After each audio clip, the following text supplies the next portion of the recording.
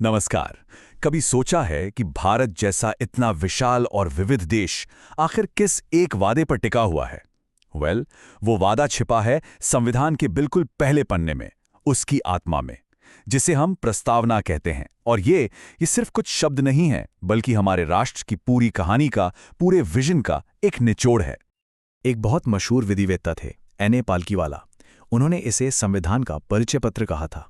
और क्या खूब कहा था। जरा सोचिए, जैसे एक आईडी कार्ड से किसी इंसान की पहचान पता चलती है, बिल्कुल वैसे ही प्रस्तावना हमारे संविधान और हमारे देश के मूल चरित्र को पूरी दुनिया के सामने रखती है। तो सवाल ये उठता है कि इस परिचय पत्र पर आखिर लिखा क्या है? चलिए इसी को समझने के लिए एक सफर पर निकलते हैं।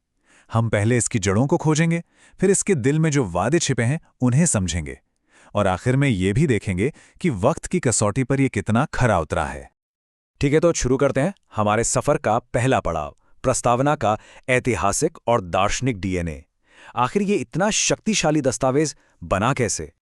देखिए, इसकी कहानी शुरू होती है अपने ही देश में। साल था 1946। जवाहरलाल नेहरू ने संविधान सभा के सामने एक उद्देश्य संकल्प पेश किया। यही वो दस्तावेज था जिसने आजाद भारत के लिए एक विजन सेट किया, एक सपना देखा, और यही सपना आगे चलकर हमारी प्रस्तावना की बुनियाद बना। लेकिन क्या ये सारे विचार, सारे सपने सिर्फ हिंदुस्तानी थे, या फिर दुनिया भर के महान विचारों ने भी इसे प्रेरित किया था?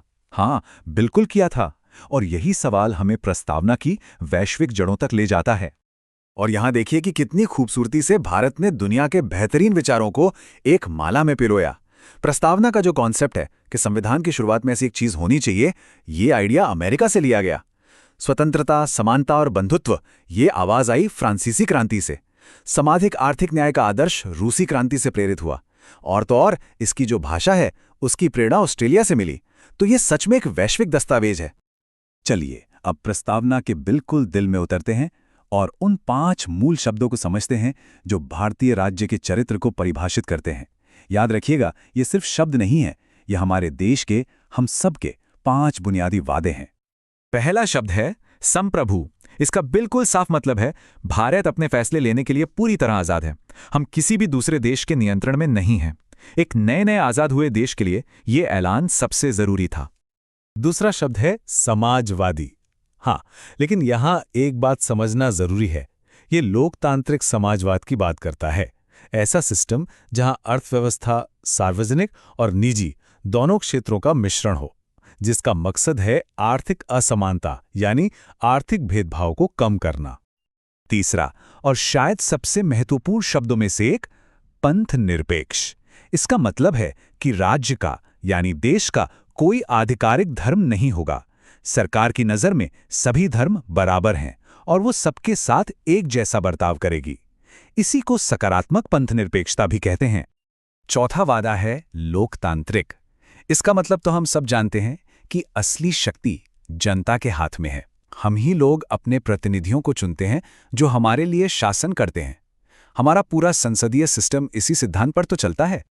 और 5वां शब्द है गणराज्य। इसका सीधा सा मतलब यह है कि हमारे देश का जो प्रमुख है यानी राष्ट्रपति, वो निर्वाचित होता है। वो किसी राजा या रानी की तरह विरासत में ये पद हासिल नहीं करता, उनका चुनाव होता है। तो ये हैं वो 5 स्तंभ, और इन्हीं स्तंभों पर खड़ा है हर नागरिक के लिए एक बड़ा वादा। किसका वादा? न्याय का, सामाजिक, आर्थिक और राजनीतिक। स्वतंत्रता का, सोचने की, बोलने की, विश्वास करने की आजादी। समानता का, प्रतिष्ठा और अवसर दोनों में बराबरी। और सबसे बढ़कर बंधुत्व का, यानी आपसी भाईचारे का वादा, जो हम सबको एक राष्ट्र के रूप में जोड़कर रखता है। लेकिन क्या यह दस्तावेज हमेशा से आखिर ऐसा ही था, या वक्त के साथ इसे चुनौतियों का सामना करना पड़ा? अब चलिए उस कहानी की तरफ चलते हैं जहां इस बुनियादी पाठ को ना सिर्फ चुनौती दी गई बल्कि बदला भी गया। शायद ये जानकर हैरानी हो कि हमारे संविधान के पूरे इतिहास में प्रस्तावना को सिर्फ और सिर्फ एक बार संशोधित किया गया है, बस एक बार। और उस एक संशोधन ने 1976 में इसमें 3 नए लेकिन बहुत शक्तिशाली शब्द जोड़ दिए। कौन से थे वो 3 शब्द?